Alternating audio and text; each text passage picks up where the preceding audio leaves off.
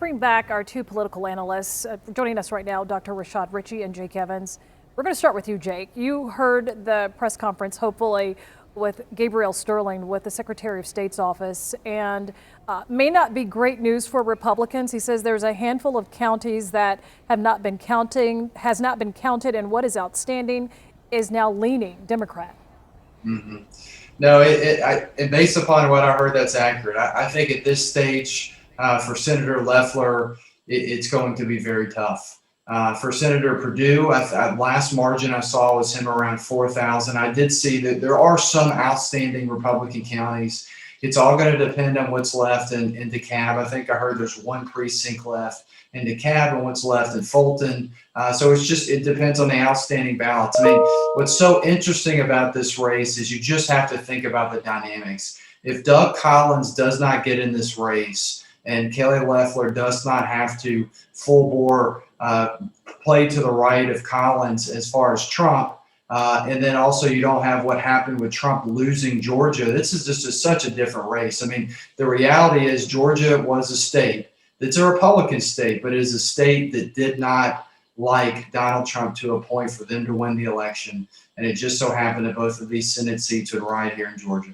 Rashad, I think it's getting harder and harder to say that Georgia is a Republican state after voters elected Joe Biden. And now, at least it appears as though they could have elected two senators, Democratic senators, one African-American, one Jewish. These are two men who ran unabashedly progressive campaigns and may have very likely won. What do you think about that? Donald J. Trump is the greatest thing that ever happened to the Democratic Party for the state of Georgia. Because of his wrecking ball leadership, you have now a friction inside of the Republican Party for this state like you've never seen. Let's be very clear about what's happening. The president has made two incumbent U.S. senators lose their jobs. That's what has happened. And the excitement around Ossoff and Warnock happened at the right time. The momentum was flowing. And I know that there are still people hoping beyond hope. Rick, I've called these elections for many years. Math. That's what it comes down to. You got Chatham, Cobb, DeKalb, Fulton, and other counties that have not reported all of their numbers yet. Those numbers are going to go, obviously, for Ossoff and Warnock, razor thin with Ossoff.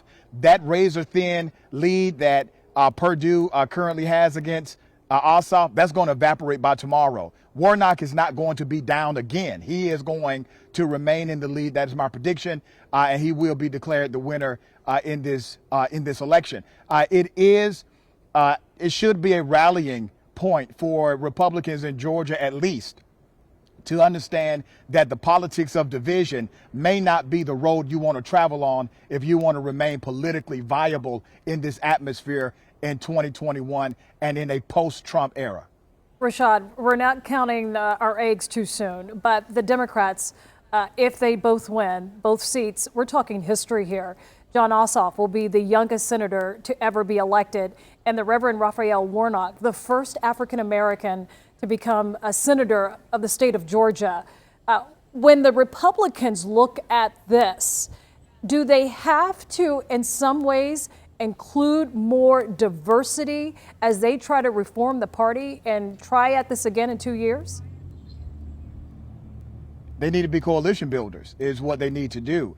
And remember, President Donald Trump, he actually created something called the Platinum Plan. Remember that plan? It was a plan based on the contract with Black America. Well, that Platinum Plan was an attempt to reach out to build a coalition with the African American community and talk about economic equity, talk about access to health care, talk about access to affordable higher education. Well, no other Republican picked up that Platinum Plan. You did not hear Perdue running on that Platinum Plan. You did not hear Kelly Loeffler running on that Platinum Plan. Well, they ran on a plan that said, we want to excite the Trump base. And they thought that would be enough to win in the state of Georgia. Trump couldn't even win in the state of Georgia. It was a failed plan. Jake, we have been watching these numbers come in all night, and they, of course, have been flip-flopping. And we spoke earlier in the evening, you and I, about how it might benefit Joe Biden to actually have a Republican-controlled Senate, that it would give him a foil that 2 years from now, when the midterms come along, they might actually help his cause in that midterm election, help the Democrats. I'm wondering if this does come down to 2 Democrats winning both of these runoffs, if that is not the best case scenario for the Republican Party. And hear me out, because it gives the Republicans an opportunity now to turn the page from Donald Trump onto whatever the party's going to be after Donald Trump. What do you think? Yeah, no, Rick, I think that's right.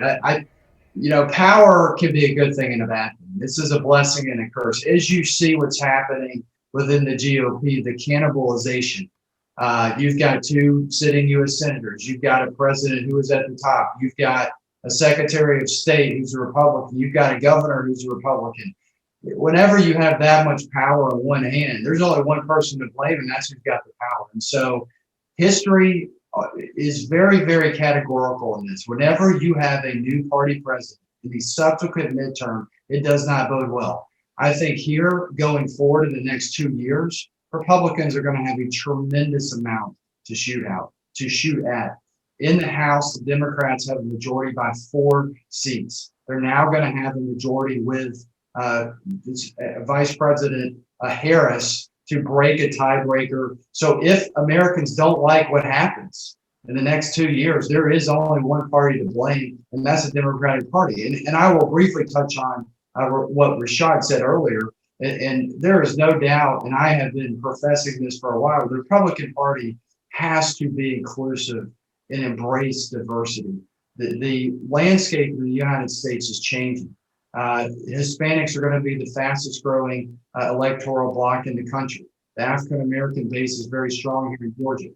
So those are very good points, and the Republicans have a lot to look forward to and build on, regardless of what happens tonight.